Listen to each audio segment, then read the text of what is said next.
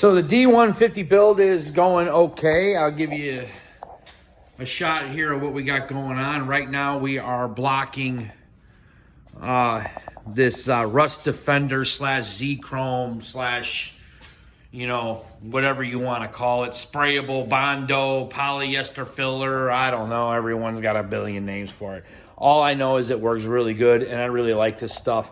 It really helps for the novice to try to make a fairly straight paint job. But let's start talking about making a straight paint job so you understand. There's a couple things that I've learned along the way that I've been taught, and things that were brought to my attention years ago by an old timer that I never paid any attention to. You know, you just grab stuff and you start, sanding.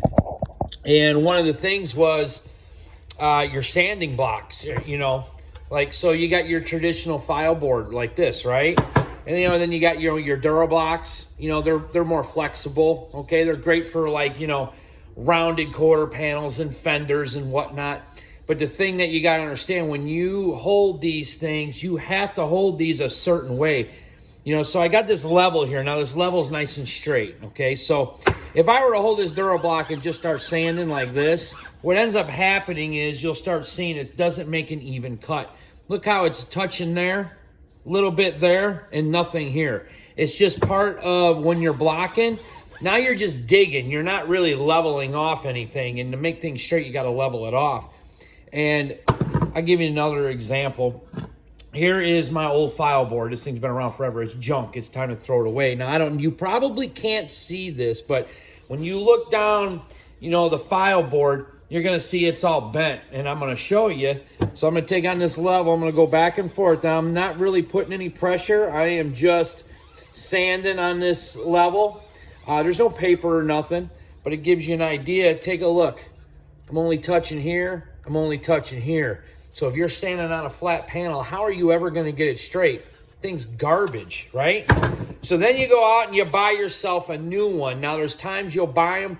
You'll see the screw holes right there. You'll have to take them apart. I'll bend them. I'll do whatever, and even take the wood and put it on a file, because sometimes I've got it where the wood's cut and it's bowed and it isn't right.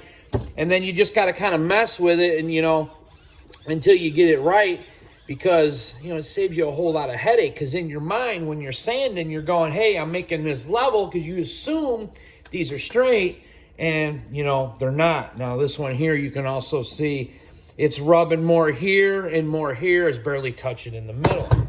So I got this one here that I have been bending and flexing, and I marked good on it. And I'm three sanding file boards into this, messing around, and I finally got one that's actually not too bad. You can see the dots, where the screws are. You can kind of see, for the most part, it's a lot better. Especially when you look down it, you can see it's not all wavy and it ain't all bent and everything. Because, how are you supposed to make, a panel straight if you don't know this is straight? A lot of times what happens is they'll take these Dura blocks, and I know there's a company that make them. They got I'm going to call it a lead rod. I don't know what it is. And you can actually bend them and form them to the panel. That's great, but any real body man will tell you, you can't just grab it and slap it on there and just start sanding.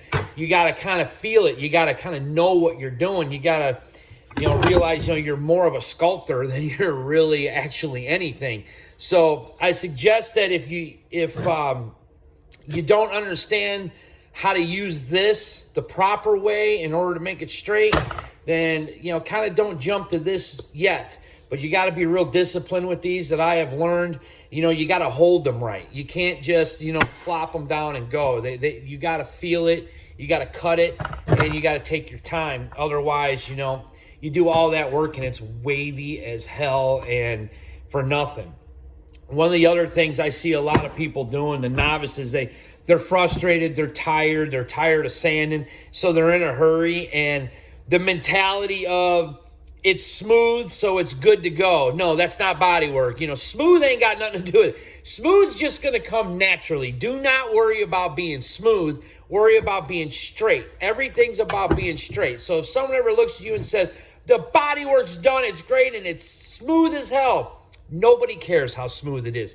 It's straight. You can have the smoothest paint or bodywork in the world, and it could be the worst bodywork you've ever seen. So you'll see a lot of guys that, they'll hold the file board and they'll be like this on the front, and they're only using that. If you're only using this itty-bitty section on a flat panel, you've just created a dent in, in the bodywork and the primer and a whipple, whatever you want to call it.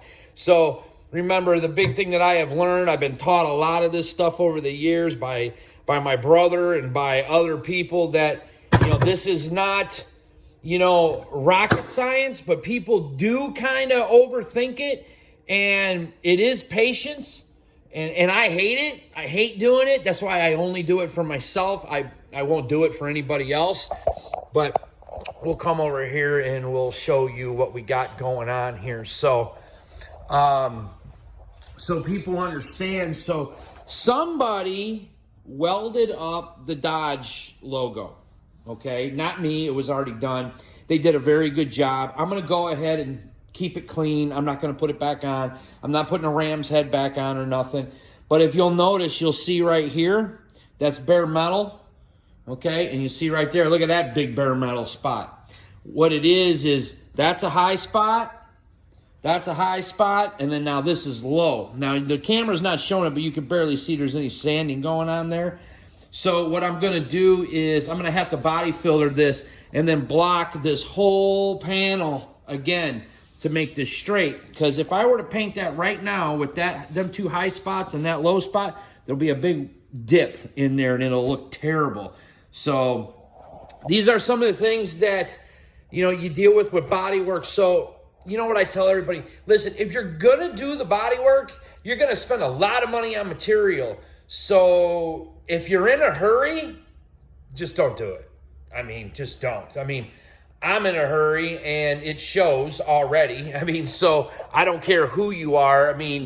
You can't be in a hurry with body work, and the truth of the matter is it's really good to let these chemicals shrink up, whether it's outside in the UV, whether it's in the cold, whether it's in the heat, whatever it may be.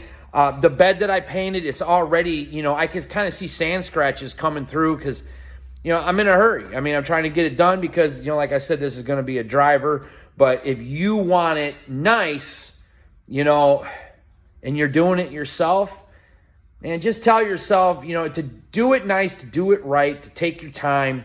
Even if you're doing it in your garage after work, plan on, being like a 3-4 month job. If you want it nice.